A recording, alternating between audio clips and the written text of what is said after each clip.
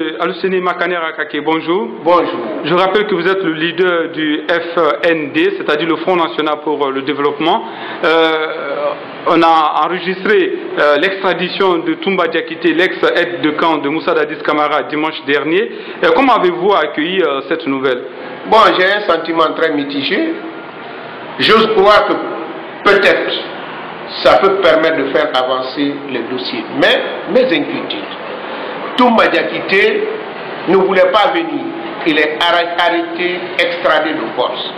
Dadis Camara, ancien président du CNDD, inculpé par la justice guinéenne, décide de rentrer pour affronter la justice et dire sa part de vérité, on l'empêche. Ça, c'est le premier problème. Le second problème, Toumba Diakité, parmi les officiers cités dans le cadre du 28 septembre, il a été celui qui a été beaucoup plus innocenté par les leaders des partis politiques. Lui, il se retrouve en prison, incarcéré.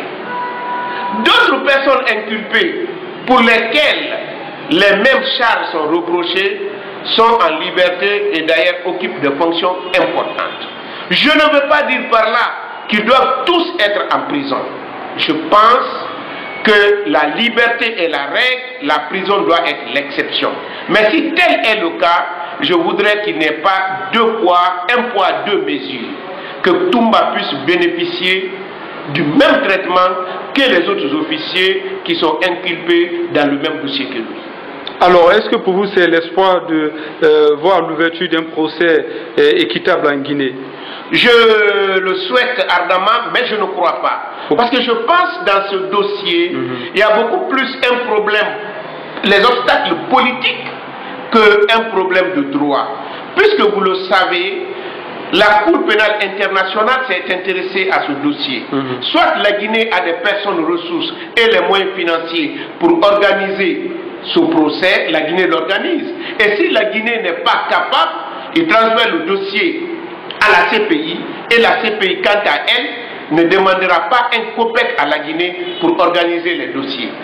Mais si cela ne se fait pas, nous estimons que c'est la volonté politique qui fait défaut aujourd'hui.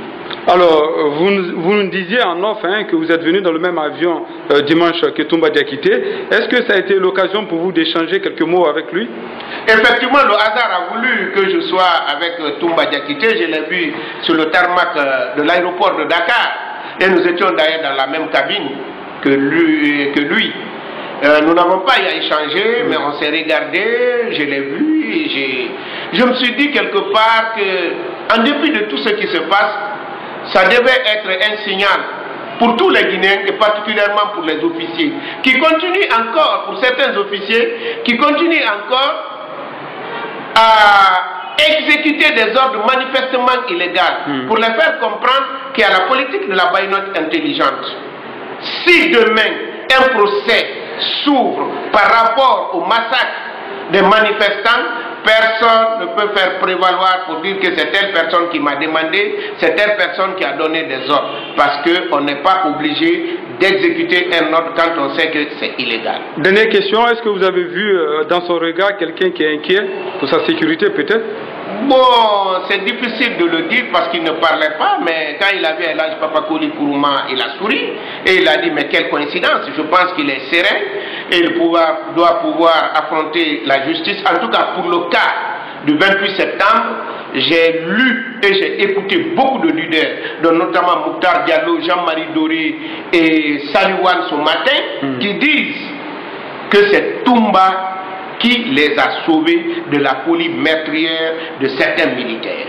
Donc c'est autant dire que par rapport à l'affaire du 28 septembre, Toumba peut être considéré comme un sauveur de la nation. Imaginez-vous si on avait massacré tous ces leaders, quel allait être notre pays. Nous allions tomber dans une catastrophe extraordinaire. Il ne faudrait pas qu'on perde de vue cette réalité. Parce que quel que soit ce qu'un homme puisse poser comme acte, il doit bénéficier de tous les droits Et s'il a posé des actes aussi importants, on ne doit pas perdre de vue ces actes-là. C'est ça la justice et c'est ça l'équité. Monsieur Aluseni Makane Rakake, merci d'avoir répondu à nos questions. Le plaisir était pour moi.